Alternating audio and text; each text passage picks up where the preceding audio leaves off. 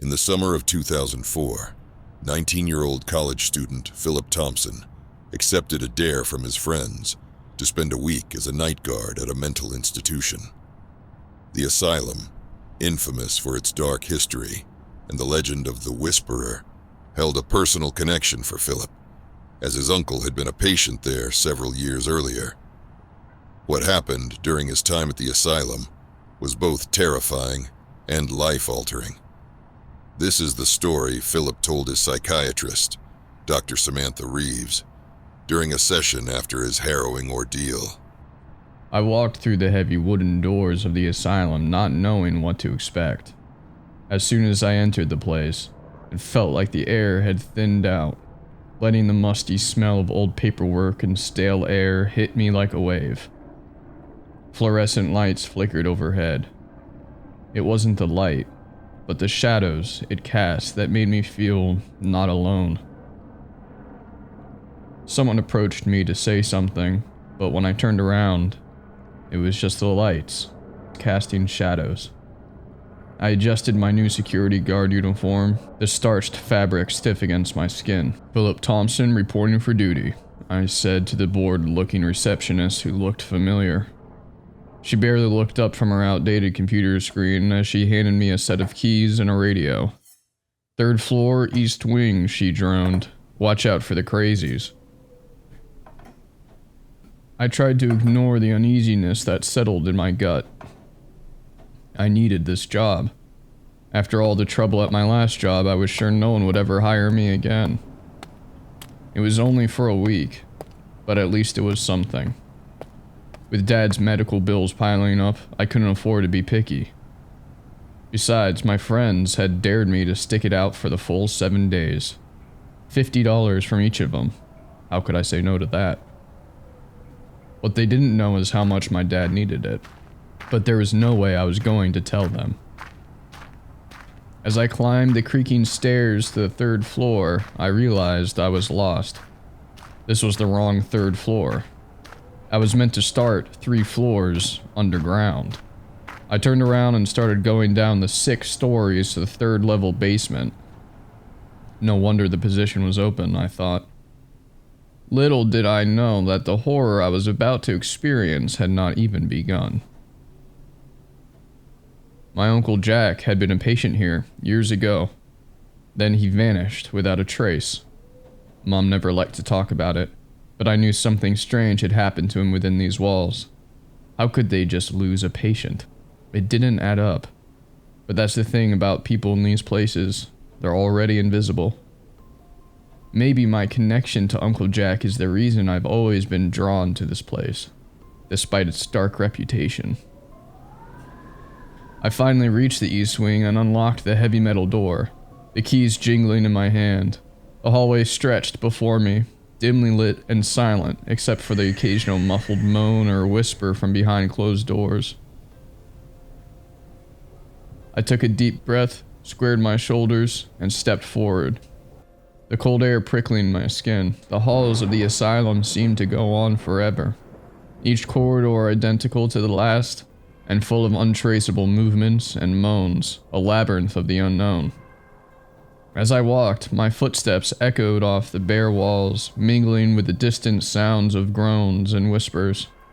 I couldn't tell if the sounds were coming from the patients' rooms or somewhere else entirely.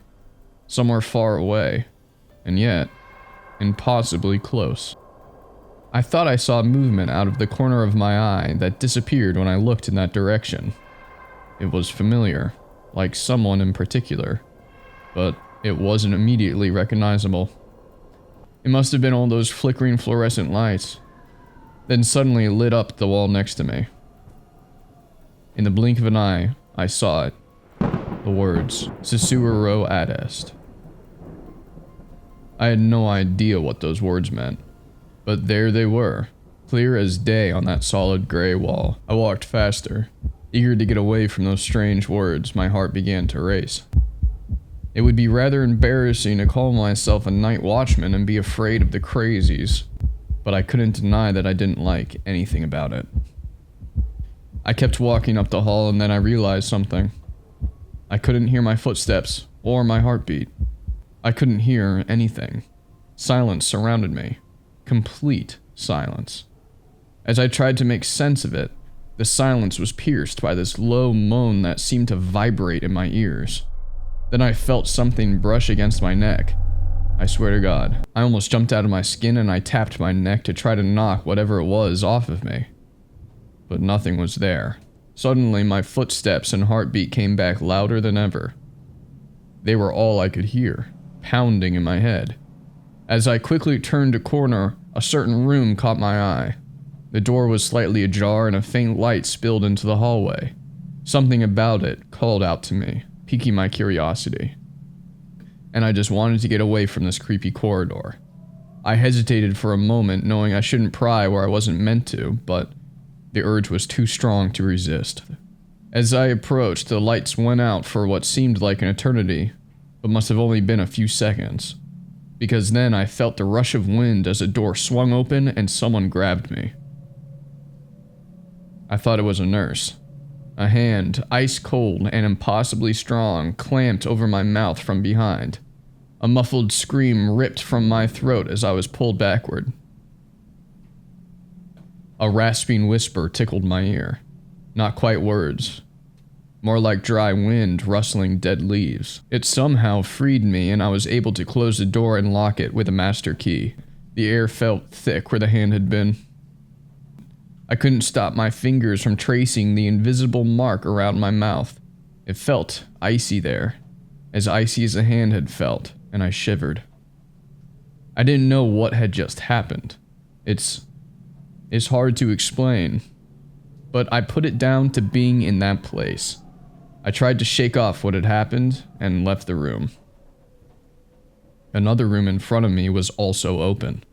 How did the staff survive this every day? I had to continue my round, so I walked on and came to the next open door with light coming out of it. It was an old office. At that moment, with all the fights I was so good at having with my coworkers at my last job, I had really wished that someone was working with me on this floor right now. But there was no one in the room. I slipped inside, closing the door softly behind me. The room was small and cramped, filled with dusty filing cabinets and stacks of yellowed papers. I ran my fingers over the labels, looking for a name that might jump out at me. And there it was. Thompson Jack. It was easy to find. Too easy, in a way. I felt uneasy. But still, with trembling hands, I pulled out the file and began to read. The pages were filled with cryptic notes and strange diagrams, and there it was. Susuro adest. The same phrase I'd seen on the wall. None of it made sense to me. But one phrase kept coming up. The Whisperer. The Whisperer watches. The Whisperer knows everything. The Whisperer is here.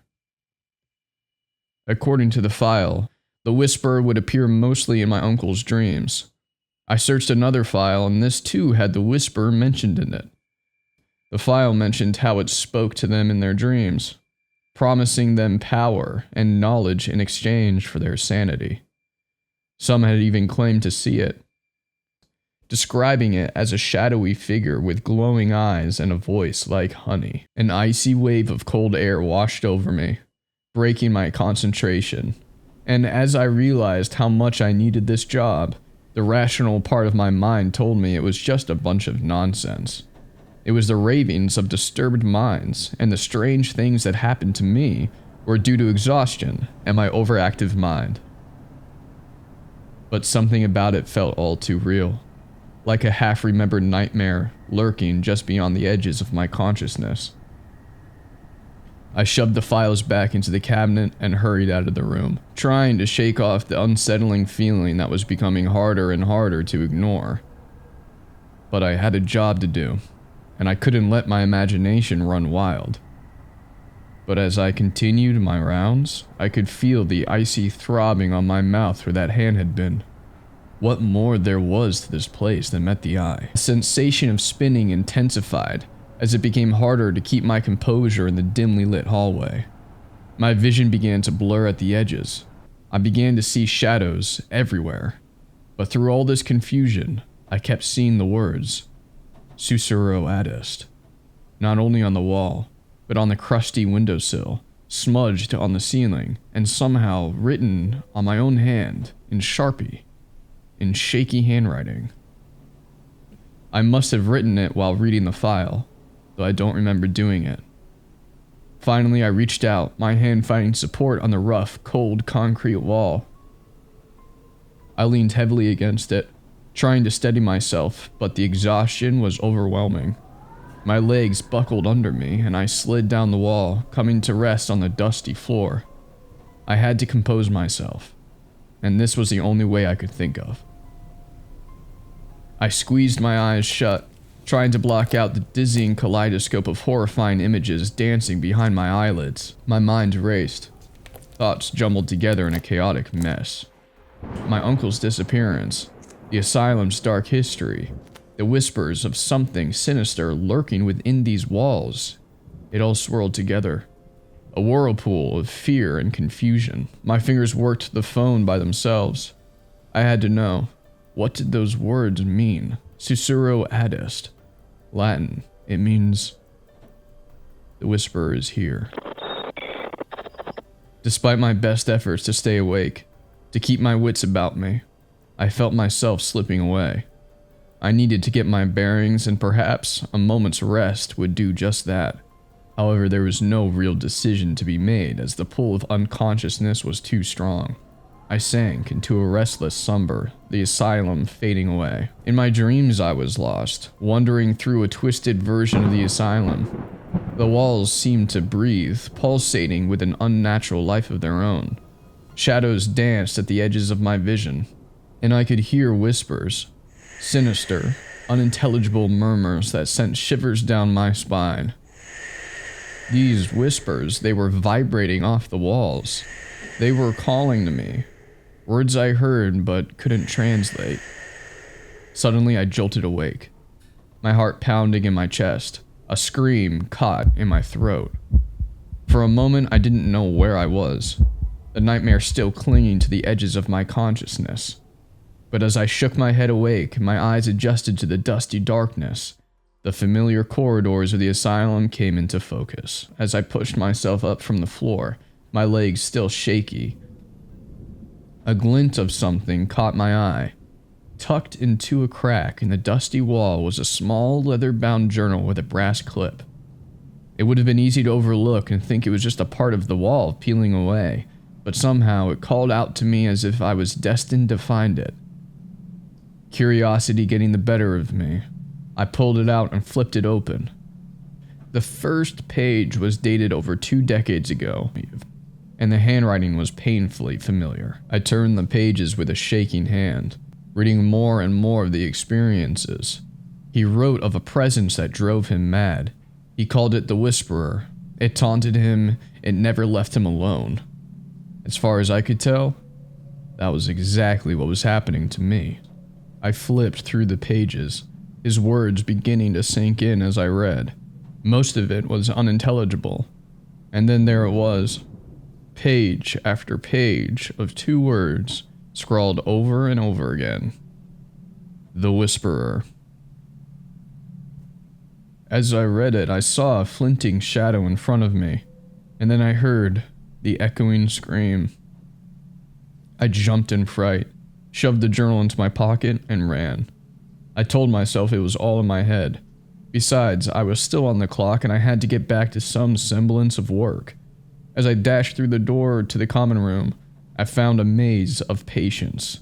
Some trapped, rocking back and forth, others out of bed throwing things at other patients. This place didn't need a security guard. It needed a whole staff of professionals. Was this what I had signed up for? Who was running this place? I never got the secretary's name, but there had to be some kind of mistake. He's here. The Whisperer is here, a patient screamed, clawing at his own face. Even in this chaos, the job came first.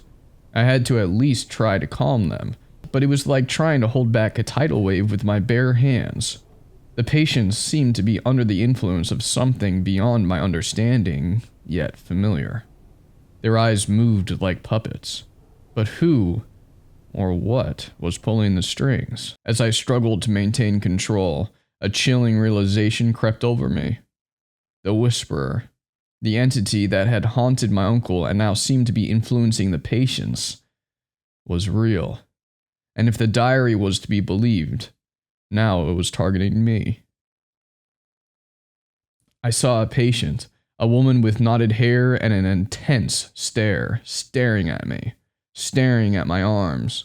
She was muttering something to herself, and even though I wasn't close enough to her, I knew what she was repeating. The Whisperer. Before I could react, I felt a sharp pain in my arms and jumped. Something clattered on the hard floor, and I looked down at it, my eyes widening in horror. It was a bloody razor. I didn't know where it had come from or how it had fallen to the floor. I saw my hands first. They were dripping with a glistening red substance. I felt the throbbing on my arms and stared at them in disbelief. My sleeves were rolled up, but I have no memory of that.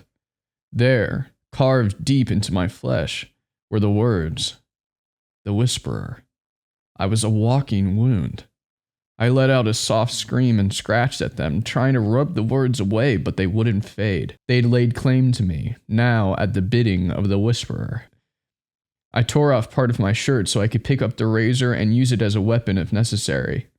Then I pushed myself forward, away from the patients, away from everything. My legs burned, each step harder than the last, but I forced myself to keep going. I had no thoughts of where I was going, only that as long as I kept moving, I would get somewhere. The radio on my belt suddenly began to whisper. The radio. I had no more room for pride and decided to call back to ask for help. But what was on the other end was not human. It was a high-pitched sound that suddenly dropped very low, then an echo of a scream. I was about to fall over from the dizziness. I had to catch my breath. A sharp pain, my arm slamming into the door frame, but it swung open under my touch. I stumbled inside, slamming it behind me and fumbling for the lock. Where was the key? My fingers trembled, useless. No time. Something heavy slammed against the door. I grabbed the radio and yelled, "Hello, is anyone there?" But the sounds only grew louder, drowning out my words. I had to find someone in charge. How could there be no one on this floor with all this madness going on?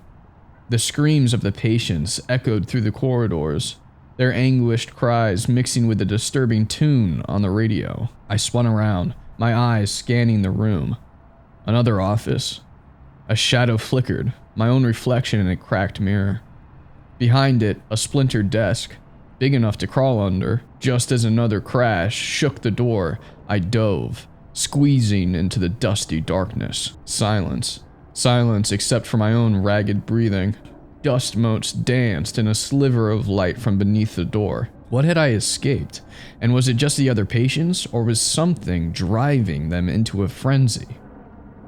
The Whisperer. The name pounded in my head like a fresh bruise. Was this madness contagious? Something shifted above me, the crack of the desk leg echoing in the heavy silence.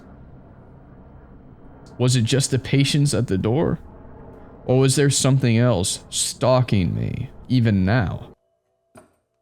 I pressed my hands to my temples, trying to block out the cacophony of screams and the incessant whispering in my head. Reality and hallucination blurred together, and I could no longer tell what was real and what was a product of my unraveling mind. Fingers scrambling, I pushed aside moldy papers. I had to find a way to contact someone on the radio. How could I be so lost in a place like this? I never knew how far underground the hospital went.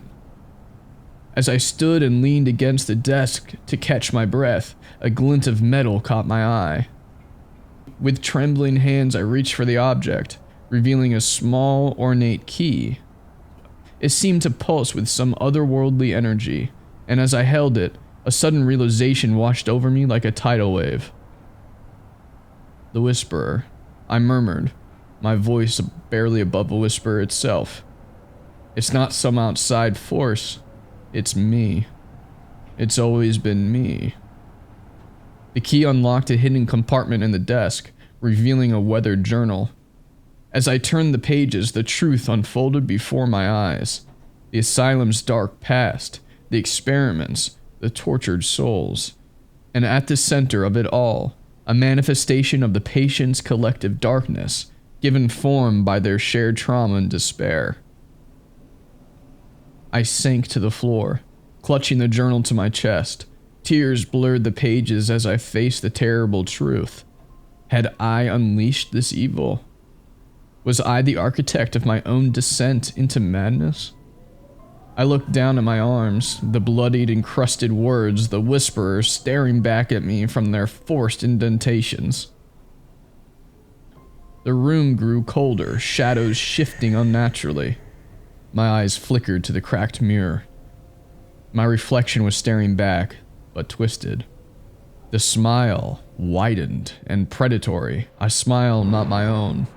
And there, looming over me, was a towering, shadowy figure, 2 glowing dots for eyes shining out of its darkness. A tremor ran through the floor, a deep groan shaking the dust from the ceiling. Before I could react, a blinding pain shot through my leg. From beneath the desk, a skeletal hand, impossibly long, clawed at my ankle. I kicked back wildly and scrambled away.